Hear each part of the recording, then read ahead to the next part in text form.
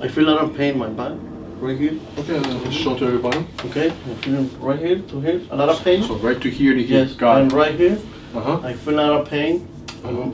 When I stay sit for more than 30 minutes, and I can move my legs. When sometimes my legs I say no. I can move it 2 times happy when I sleeping, and I wake up because I feel a lot of pain in my back, and I can move this for 40 seconds, 1 minute, and minute later come and move it.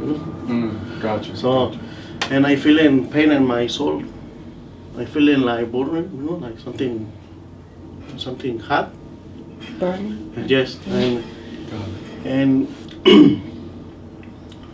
when I sleeping, the pain can leave me sleeping, I wake up like every 2 hours, and I stay lie down with my back, my face down, the left side, the right side, and it's a lot of pain. Clue us in what happened last year. Why like that? Yes. Okay, because I fell in my job, when I work in the store, I fell in the floor, and the floor is all concrete. So when I fell, my back go first, because the floor is wet, So somebody throw water, no dry the floor, And when I fell, my feet go up and my back go first to the floor. It's all concrete. It's concrete now, It's no wood like that, It's all concrete. Got it. So a week later, make SRIs and MRIs and everything, and this is happening now.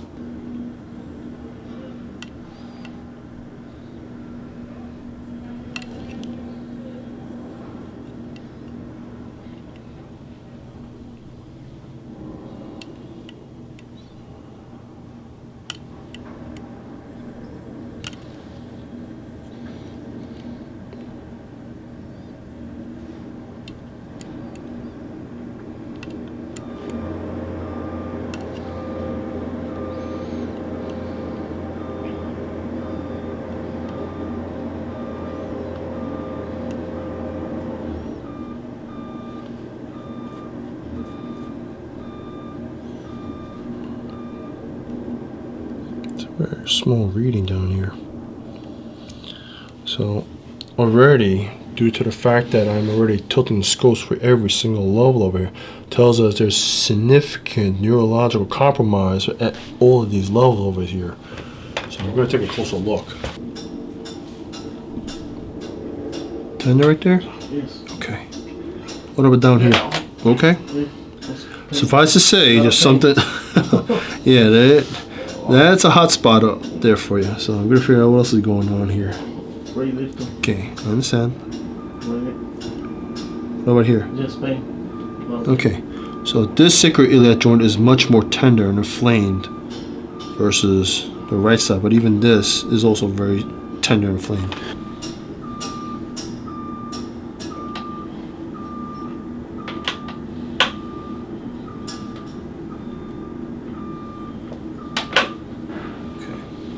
This sacrum is not moving whatsoever. Stuck on the left side. It's also stuck on the right side as well. And that fifth lumbar, yeah, that's not moving too well either. It just feels very,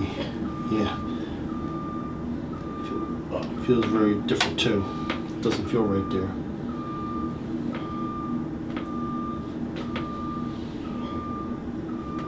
Okay, it's stuck right there.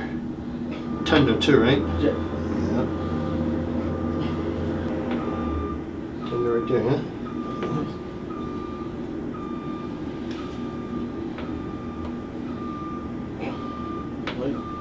I hear you. Because this is also, it's not that great either. Sorry. Tender right here, too. So what I'm seeing is there is one major structural abnormality, and that's what you show us before with the MRI report and also with the doctor's report. Okay, Yes. The radiologist says, and I confirmed it. Yes, you do have a pars fracture right over here. Okay. Now, interesting enough, most of the time when there is a fracture over here, This bone, for many other patients, typically moves forward. Yours moved only slightly forward.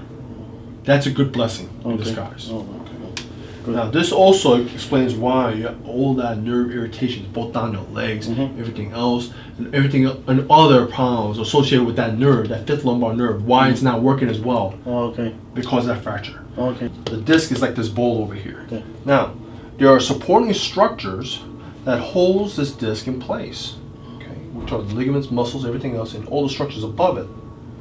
So it should be properly balanced like this. However, when you have a pars fracture, you don't have the support anymore. Now it's like this. Oh, okay. It's ready to topple over. Yeah. Okay. Now, in your case, again, because it didn't move too much forward, that's a good thing. So, there is a chance to help stabilize this thing a lot more compared to other people with far more serious, with a far more serious type of grade. Okay. So, what we're gonna do is this. Okay. Since we can't do much about to try to hold this in place, we can't. The bone is fractured. There's nothing. Right. The only thing that's really holding in place is muscles and ligaments. Oh, okay. So what you need to do on your part is, we actually gotta start working this out. Right? Okay. This foundation over here, what we can do is we could correct this fellow over here.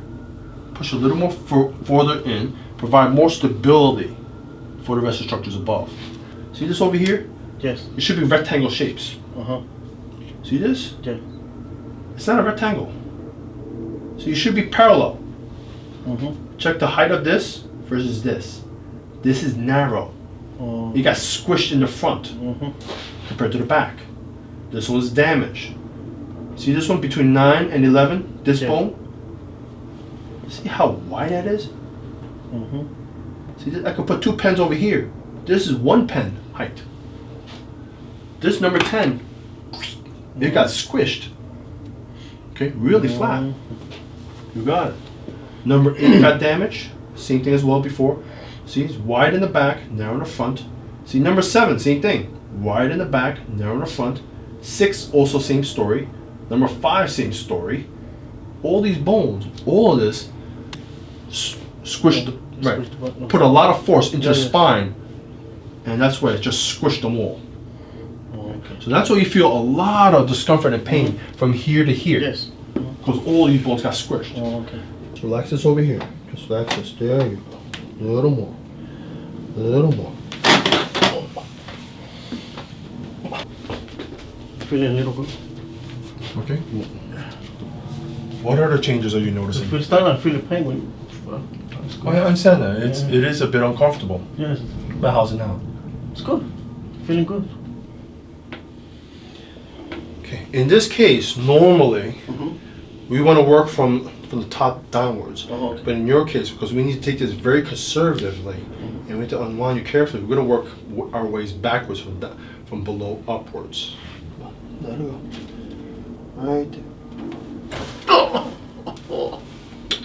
Okay, what's different? It's good. What's good? I mean, I don't feel it like before when I come in. Like little pain, no, I don't feel the pain over there. Good. What about the upper parts? How is this area? Right here. You feel some discomfort here? Yes. Understood. How's this one? Little pain. A little pain, but it's not like before where you made you really jump. Yeah. Okay.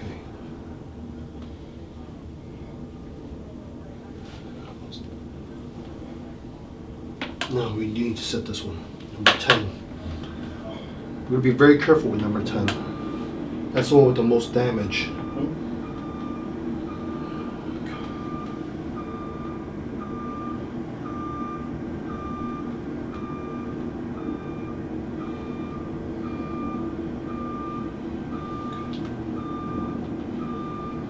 Yeah. So number 5 and 10. We are going to set these. The 8th we're going to leave alone. We're applying a cold pack to this 10th dorsal vertebrae over here. Due to the way the bone itself received a lot of compressive damage to it, when we cool it down, it's going to reduce the swelling and prepare this structure for correction.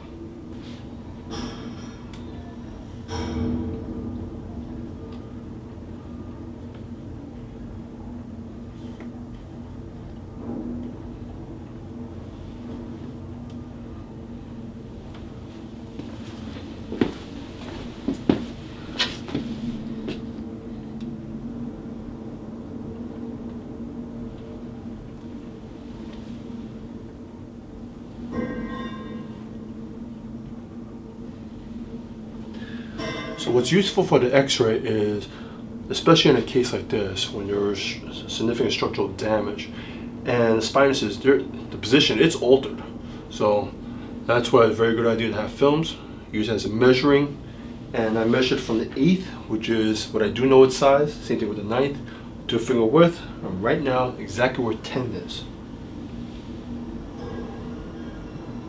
Okay, just let it go. Right there. Little more. Just let it relax. Just gonna do a nice gentle set on this one. Okay, right there. Just gonna pump it up a bit.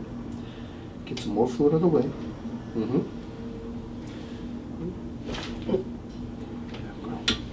So after we make the correction, we'll put another cold pack just to get the swelling down even more. It's good. Oh, what's good? It's good, not feeling pain. So you said that this region over here was uncomfortable. How's it now? It's good. It's good. No more pain? I can do twist. Before no. Well, don't do that too much. No. Before I do only this much. No, it's good. Well, don't go too crazy on it now, because remember, that's... Well, you made me cry. But it's good. It's good. Feel good, you know? It's good.